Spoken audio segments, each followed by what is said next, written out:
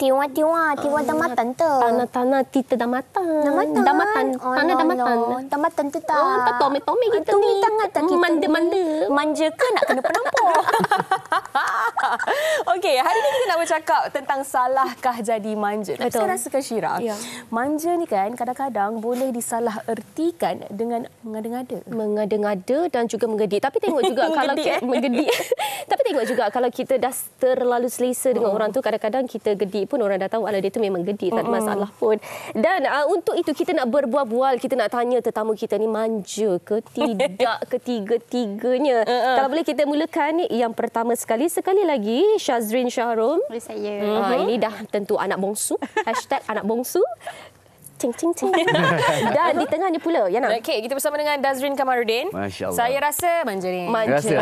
Manja. Anak lelaki seorang. Okey, dah bagi tahu jadi manja. Dan yang di hujung ni terpaling manja. Terpaling Kita manja. bersama dengan Dr. Tengku Asmadi Tengku Muhammad selaku pakar motivasi kita. Apa khabar Dr. Tengku? Baik, alhamdulillah. Saya ni anak sulung, rasa tak pandai nak bermanja-manja. Okey, baik. Sebagai permulaan dia kan, mungkin tadi kita dah sempat dah tanya Syaz. Kita simpan dulu Dazrin. Kita terus kepada Dr. Tengku terlebih dahulu. Doktor, manja ni apa sebenarnya definisi dia? Dan macam mana kita nak membezakan antara manja, mengada-ngada, gedik? Gedik. Okey, pertama kalau kita lihat, manja ni kadang-kadang berlaku disebabkan cara dia dibesarkan, persekitaran. Contoh kalau dia anak bongsu, anak tunggal yang selalu diberikan apa yang nak selalu diberikan, ya. Jadi oleh sebab itu kadang-kadang dia sendiri kalau tak dimanjakan, dia pun sendiri nak memanjakan diri dia. Jadi itu adalah manja disebabkan mungkin dia nakkan perhatian. Dan gedik ini pula kalau kita lihat ada definisi ya gedik? Gedik ini dia buat-buat kan, dia bukannya fitrah hanya begitu. Nampak mengada-ngada, nampak buat-buat kan, fake kan. Jadi benda tu yang kita kata gedik. Tapi manja juga boleh dijadikan oleh orang perempuan ni sebagai satu senjata. Kan, senjata untuk mendapat sesuatu, senjata untuk menggoda, senjata untuk macam-macam lah, kan. Jadi mendapatkan apa keinginan dia. Jadi sebab tu kita kena faham kan apa tujuan dia manja. Tapi kalau dia bermanja dengan pasangan dia, dengan suaminya, dengan mak ayahnya, apa salahnya kalau hidup ni kalau tak ada bermanja-manja, ataupun orang nak bermanja kita tak manjakan, pasangan nak manja kita tak manjakan. Jangan pula nanti salahkan tiba-tiba dia bermanja dengan orang lain. Kan? Jadi sebab tu. Dan bukan orang perempuan saja, orang lelaki pun suka dimanja-manjakan. Betul. Suka dimanja-manjakan dan seorang yang manja juga. Dan orang lelaki ni boleh jadikan manja tu sebagai senjata juga kan? Tapi sebenarnya macam inilah. Apa yang saya nampak, lelaki ni lebih suka dimanjakan daripada lelaki ni manja sendiri. So macam saya contoh kata, walaupun saya anak lelaki seorang, kan? Ada time saya boleh memanja dengan parents, ada time saya boleh memanja dengan pasangan. Tapi saya lebih suka dimanjakan daripada kita bermanja-manja. Sebab itu bukan karakter saya yang bermanja-manja macam orang nampak diri Dazrin ni seorang yang stern, seorang yang straight to the point lah sebenarnya cerita. Saya ni memang seorang yang bukan romantik lah. Tapi mungkin dari segi gesture kita tu, kita memanjakan pasangan kita. So macam mana kita memanjakan pasangan kita, macam tu juga kita mengharapkan pasangan kita memanjakan kita. Jadi bukan kita yang bermanja, tapi kita memanjakan dan mengharap untuk dimanjakan. Dahsyatlah.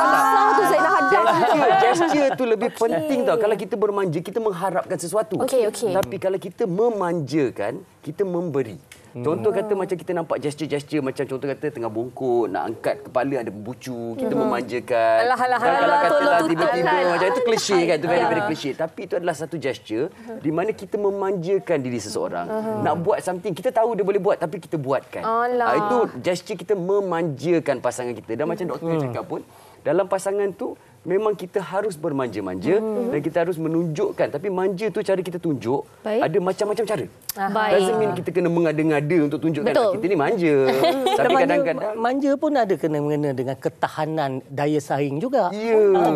Kalau katakan buat sikit tak boleh dah manja, tak boleh nak. Manja kan. Alah manja sangatlah awak ni. Susah macam dia ni tak manja, kalau dia tak boleh jadi usahawan dia ni. Betul. Saya pun tu kena kental. Saya memang Jiwa straight to the kena point, kental. strict. Orang tahu, saya ni memang jenis yang direct to the point dah. Tak ada Okey. istilah macam saya nak belok-belok. Apa yang saya nak, saya cakap. Faham. Okey, baik. Tapi Itu Syira, ya. kalau Dazrin dengan suami tu. Jangan yang nak isteri, ada isteri. Maafkan saya. Seram je. Kalau Dazrin dengan isterinya mendirikan rumah tangga dah 7 tahun, Ya. betul? Ya. Kita kena tanya sekejap lagi, siapa antara mereka berdua ni yang lebih manja. Okey, itu kisah Dazrin yang ada pasangan. Tapi kita nak tanya juga Syazrin yang hidupnya masih lagi bujang. betul? awak yakin ke? Single. Singlet. Dia bukan single, dia singlet, Wak. Not available maksudnya kalau singlet tu, betul? Masih kepunyaan mama ayah. Ya, jawapan selamat. Alhamdulillah. Okey, tadi tak habis cerita. Syazrin ada cakap bermanja ikut tempat, ikut situasi. Apa yang Syazrin nak cerita sebenarnya tadi? Silakan. Okey, kalau Syaz memang sejujurnya Syaz manja lah dengan mama dengan ayah. Okey. Tapi bila ada satu-satu situasi yang macam kita tengok ayah ni, okey dia tengah garang ni ataupun dia tengah strict ni. Tiba-tiba nak masuk bergurau tu macam tak kena. Okey. So macam kita ikutlah cara dia juga kan. So kita tak ada manja kat situ. Tapi kadang-kadang bila dia tengah nampak dia tengah pening kepala ke atau dia tengah macam runsing ke atau dia tengah garang ke, kita rasa macam boleh selit manja, kita bagilah sikit. Macam tu, ikut situasi. Manja bertempat lah. Manja bertempat. Tapi kan perasan tak bila dia cerita kan, dia macam lebih manja dengan ayah dia. Anak ayah ke? Ayah Daddy ni. sleep older. Betul kan? Lebih manja dengan ayah. Dengan ayah. Anak bongsu, satu-satunya perempuan ke? Tak. Ada 3 perempuan, seorang lelaki. 3 perempuan. Tapi sebab dia anak bongsu, Ya, Syira. betul. Okey, baik. Apa yang Syaz kongsikan ni kan, yang nak tanya kepada doktor sekejap lagi tentang turutan kita dalam keluarga tu dari adik-beradik tu kan, nombor 1 ke nombor 2 ke bongsu ke, ada tak memainkan peranan untuk membentuk karakter kita seorang yang manja ataupun tidak. Tapi Syira, Tapi kita simpan dulu, Dr. Tengku. Kita nak dengar dulu pandangan orang ramai mengenai topik kita pada hari ini. Jom kita dengarkan. manja. Manja.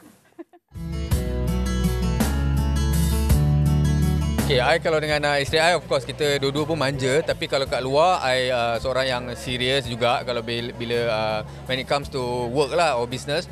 Tapi dengan kawan-kawan, I seorang yang happy go lucky and fun lah. Kita suka buat lawak dan suka have fun together. Saya sebenarnya seorang yang very tegas. Tapi saya only manja dengan orang yang saya betul-betul dah rasa selesa. Sebab saya jarang nak tunjuk saya punya manja side of me. Kalau saya manja pun paling-paling waktu saya macam tengah sedih. And I needed someone with me. So saya akan berkelakuan manja. Manja. Apa Iqmal nampak pasal manja ni subjektif tau. Semua orang manja dengan cara masing-masing. Contoh macam Iqmal akan manja dengan wife, manja dengan mak. Itu benda biasa. Tapi manja ni kena bertempat. Bagi Iqmal, setiap orang ada perasaan manja tu, tapi kita kena manja bertempat dan kena dengan orangnya. So, bagi Iqmal, manja ni tak salah dan ini manja adalah satu naluri yang fitrah manusia. So, actually manja ni dia subjektif tau. Ada yang manja dengan pasangan, ada yang manja dengan kawan-kawan. Macam saya manja dengan semua orang. Sebab saya memang manja daripada family lagi. Memang family manjakan saya. Kerana ada orang kata saya anak bongsu. So bila ada pasangan, saya manja dengan pasangan, dengan kawan pun saya manja. Saya tak ada masalah siapa yang nak manja dengan saya sebab saya akan manjakan dia balik. Sebab saya kan orang yang manja. Bila orang manja saya tahu macam mana nak manjakan seseorang tu. Wow, okey, baru kita tahu kan rakan-rakan selebriti yang lain ni ada yang manja, ada yang tidak, ada yang bertempat dan ada yang macam-macam. Jangan tanya. Okey. Baik, sebelum yang nak tanya kepada Dr. Tengku, ni kita nak baca juga rakan kita di Facebook punya hantaran oleh Izzafir Ziz yang cakap, saya dan suami sama-sama anak bongsu. Samalah kita. Gang-gang. Tapi kami sama-sama faham sikap masing-masing. Sayang, betul ansur, manja-manja dah tak boleh lari. Yang penting sama-sama jujur jika berkehendakkan percutian dan lain-lain. Tapi tegas dan sama-sama congak. Okey, maknanya mereka ada toleransi. Ada toleransi, ada perbincangan dekat situ. Okey, Dr. Tengku, tadi anda sempat tanyakan kedudukan kita ni dalam adik-beradik. Ni bongsu. Anak lelaki seorang. Nombor berapa tu? Nombor 2. Nombor 2. Dr. Tengku? Sulung. Jadi antara kedudukan ni, adakah memberi kesan kepada karakter kita ni manja ataupun tidak? Memang ada. Contoh biasanya kalau anak tu anak bongsu, anak sulung. Tetapi gap usia antara dia nak dapat adik tu lama. Jadi dia boleh jadi manja juga. Tapi kalau anak sulung ni lepas setahun dapat adik, setahun lagi dapat adik, dia tak sempat diberikan manja-manja oleh mak ayah. Jadi dia lebih berdikari. Saya terjeling juga sebelah. Dan kalau anak bongsu pun dia akan boleh menjadi manja sebab semua orang beri perhatian kepada dia. Dia ada abang, dia ada kakak, mak ayah. Dan kalau anak tu pula duduk dibesarkan oleh atuk nenek. Ini kan? paling dahsyat. Semua minta, semua dapat. Betul. Kan? Tak minta laki dah dapat. Itu anak saya dengan nenek. Penangannya betul sangat. Sampaikan kepada tahap mak ayah pun tak boleh marah dia. Betul. Marah dia, atuk akan backup. Jadi betul. Ini akan membentuk, sebenarnya dia akan membentuk tingkah laku, karakter dia tu. Tingkah laku watak dia menjadi manja.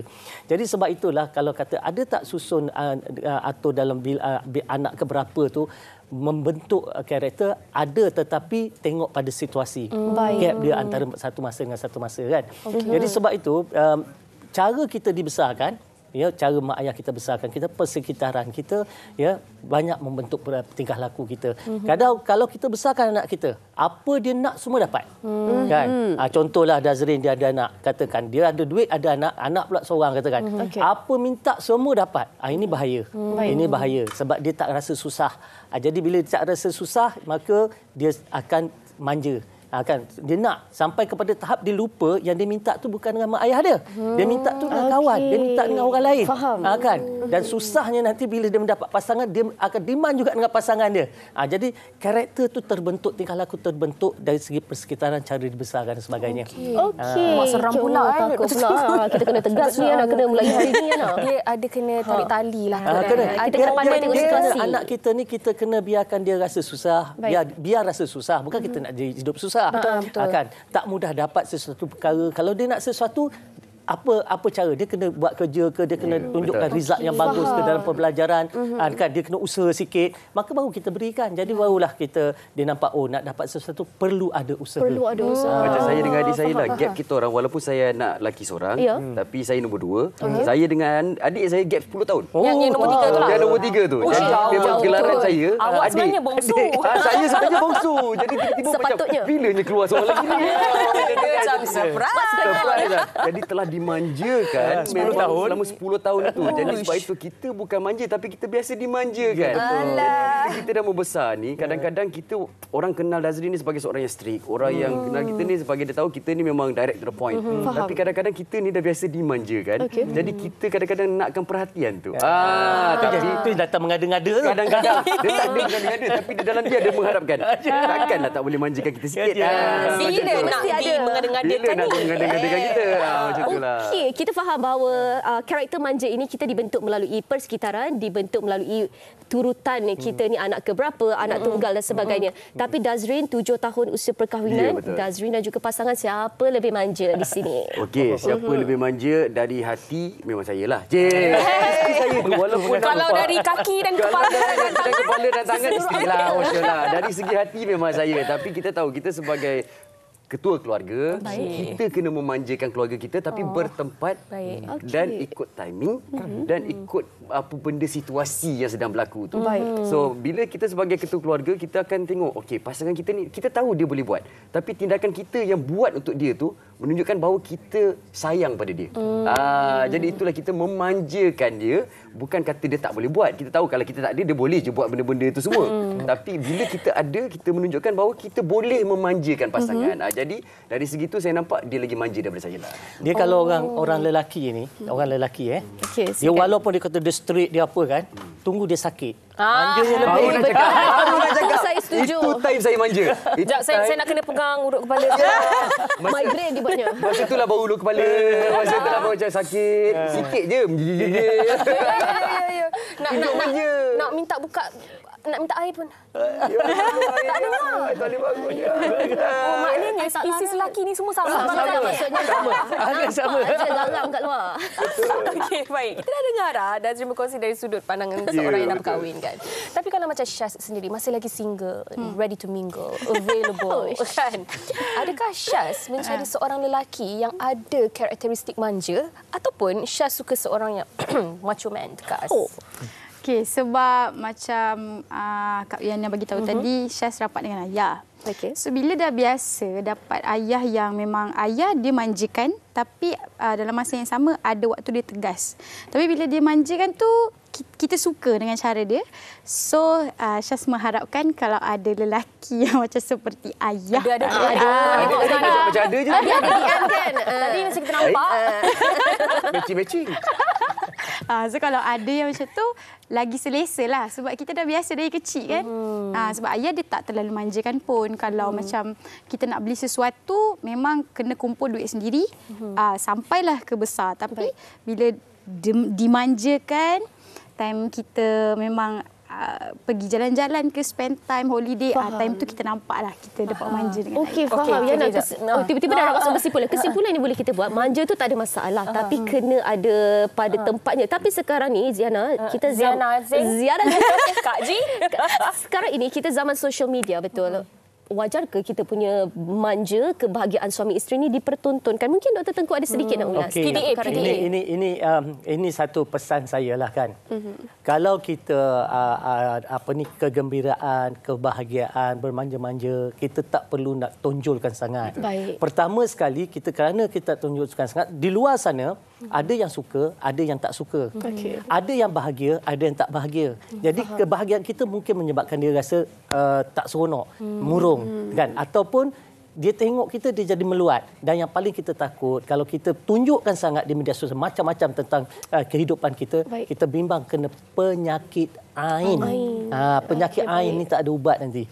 Jadi sebab tu kadang-kadang kita sakit, kadang-kadang kita macam kita ingat orang sihir, kita tak. Itu penyakit ain. Dan dalam Islam pun memang ada penyakit ain tu kerana kita terlalu tunjulkan kekayaan, tunjulkan kebahagiaan, tunjulkan kecantikan, tunjulkan segala benda, maka akhirnya kena. Jadi sebab tu kena hati-hati, sikit-sikit tapi jangan berlebih-lebihan. Betul. Saya rasa sederhana.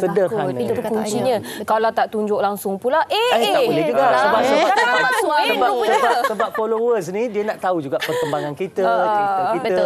Betul. Kan? Dia bila cerita tu seronok dia tu kan. Betul. Jadi kita boleh tunjuk asalkan jangan berlebih-lebih. Betul. Jangan berlebih-lebih, bersederhana. Okey, dan untuk Darzin sendiri, mungkin di hujung perbincangan kita ni kan, kepada kaum lelaki.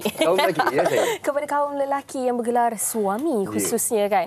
Kadang-kadang penting untuk kalian tonjolkan juga sisi manja kalian kepada pasangan. Dan penting juga untuk kalian lelaki untuk melihat isteri itu apabila dia sedang bermanja dengan kalian untuk memberi ataupun reciprocate manja itu. Betul. Janganlah biar dia krik-krik seorang-seorang kan. Ada respon. Bagi seorang lelaki dia macam ni tau.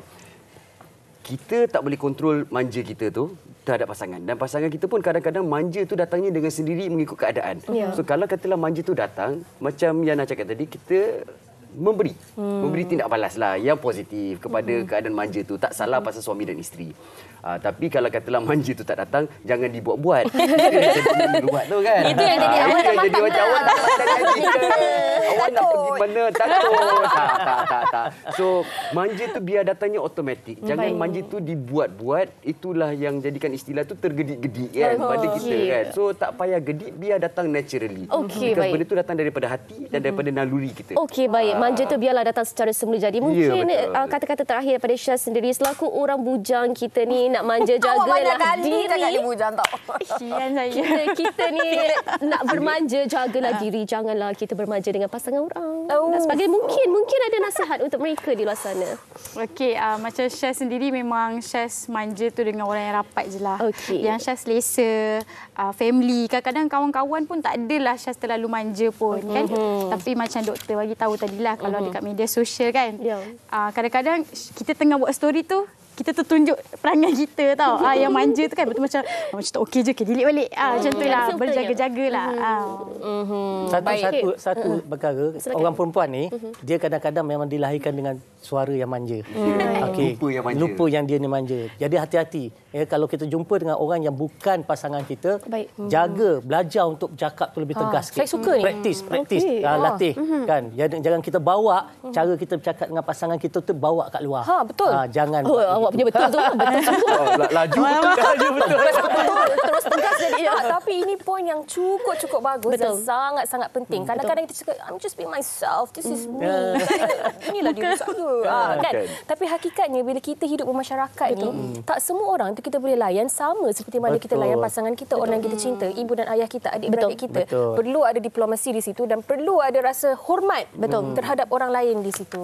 Sekian konklusi daripada selesai. Kita nak berhenti berehat seketika. Okey, kejap. Kita nak ucapkan terima kasih kepada ketiga tetamu kita, Dr. Tengku Syazrin dan juga Dazrin. Kami doakan kebahagiaan ketiga tetamu kita. Dan selamat berpuasa. Selamat berpuasa juga kita ucapkan kepada ketiga-tiganya. Baiklah, kita nak berhenti berehat seketika. Anda di rumah jangan ke mana-mana.